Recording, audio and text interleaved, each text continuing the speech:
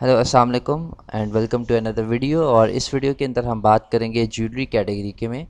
और jewellery category जो है वो भी एक बहुत अच्छी कैटेगरी है। आल्दो मैंने इसके अंदर भी नहीं बेचा, लेकिन काफ़ी ऐसे लोग हैं गोरे जो हैं वो कांटेक्ट करते हैं इस कैटेगरी को अनगेट करने के लिए। तो ये कैटेगरी भी है जो काफ़ी डिमांड में आपके पास आती है। फॉर एग्ज़ाम्पल अपवर्क पे या फाइवर पे आपसे लोग कांटेक्ट करेंगे कि हमने ये वाली जो कैटेगरी है ये अनगेट करवानी है। सो आपको हर कैटेगरी की जिस हम कवर करते आ रहे हैं आपको पता होना चाहिए कि इस कैटेगरी के अंदर आपको क्या क्या चीज़ें चाहिए। मैं इतनी डिटेल में इसमें नहीं जाऊंगा। कुछ लिंक्स मैंने इस वीडियो में और इस वीडियो फाइल के अंदर टेक्स्ट फाइल में यहाँ मेंशन किए हैं, ये आपको पढ़ने होंगे। द फर्स्ट थिंग इज़ कि ज्वेलरी जो है वो न्यू होनी चाहिए, यूज्ड जो है वो आप नहीं बेच सकते। सेकंड पॉइंट है हमारे पास all products must be authentic and carry a warranty. So जो प्रोडक्ट्स हैं वो अथेंटिक होने चाहिए और उनकी कोई वारंटी होनी चाहिए। उसके बाद हमारे पास थर्ड पॉइंट है jewellery products from major brands must be listed using the manufacturer's UPC code. For example अगर जो ज्वेलरी आप बेचने के लिए ला रहे हैं अगर अमेज़ॉन के प्लेटफॉर्म पे, तो आप अपना अपना यूपीसी कोड यूज़ नहीं करेंगे, एक नया यूपीसी कोड यूज़ नहीं करेंगे। आप मैन्युफैक्चरर यूपीसी कोड ही यूज़ करेंगे जो आपको मैन्युफैक्चरर की तरफ से मिलेगा। उसके बाद all new listings in the jewellery category must be categorised per the categorisation of fine versus fashion jewellery. Fine और fashion jewellery are two different types, और ये मैंने लिंक दिया है, इसको आप मज़ीद पढ़ सकते हैं। और उसके बाद they must meet the Amazon jewellery quality assurance standards. तो ये स्टैंडर्ड्स जो हैं ये भी आप पढ़ लीजिएगा, it's very important. And all applicable regulations including FTC jewellery guidelines. तो काइंडली ये सब लिंक्स जो हैं ये आपकी इंफॉर्मेशन के लिए हैं, इनको आपने गो थ्रू करना है। उसके बाद हमारे पास नेक्स्ट पॉइंट है all listing data and images must be suitable for all ages. Obviously उसमें कोई न्यूडिटी, पोर्नोग्राफिक या हमारे इमेजेस जो हैं वो ख़राब नहीं होना चाहिए।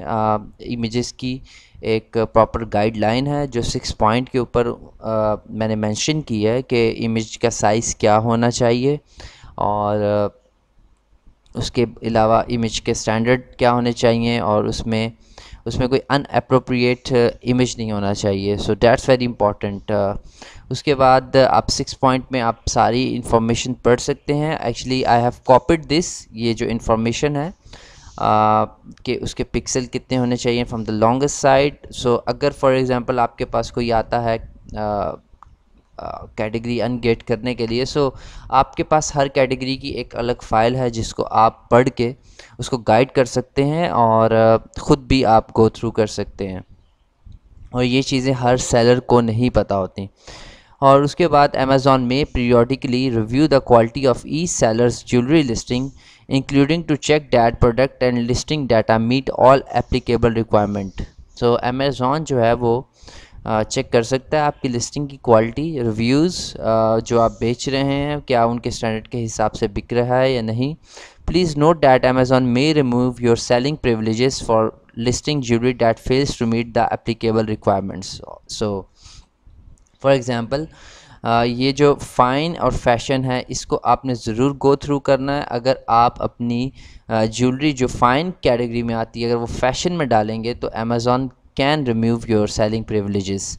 So this is very important. और उसके बाद हमारे पास हैं ज्वेलरी रिक्वायरमेंट्स। सो हमें इन्वाइसेस चाहिए होती हैं from the brand from where we are actually buying, कि हम कहाँ से ख़रीद रहे हैं। और उसके बाद वो इन्वाइसेस 180 डेज़ के अंदर होनी चाहिए। उन इन्वाइसेस के अंदर आपका रजिस्टर्ड नेम और एड्रेस जो है वो मेंशन होना चाहिए, और invoice must include name and address of the manufacturer और डिस्ट्रीब्यूटर। ये भी बहुत इंपॉर्टेंट है, कहीं आप सिर्फ सिंपल इन्वाइस नहीं लेंगे। ऑब्वियसली उसके ऊपर डिस्ट्रीब्यूटर या मैन्युफैक्चरर जो उस ज्वेलरी को एक्चुअली मैन्युफैक्चर कर रहा है या उसका डिस्ट्रीब्यूटर है उसकी तरफ से उसका नेम होना चाहिए। और होल सेलर्स आपने अवॉइड करने, अपने आपने क्लाइंट्स को भी बताना है कि they should avoid wholesalers and B to B sellers. आप सिर्फ और सिर्फ लेजिटमेट डिस्ट्रीब्यूटर से ही सामान ख़रीदें। उसके बाद उसमें 10 यूनिट ज़्यादा होने चाहिए, ये तो हमने डिस्कस किया है पहले भी।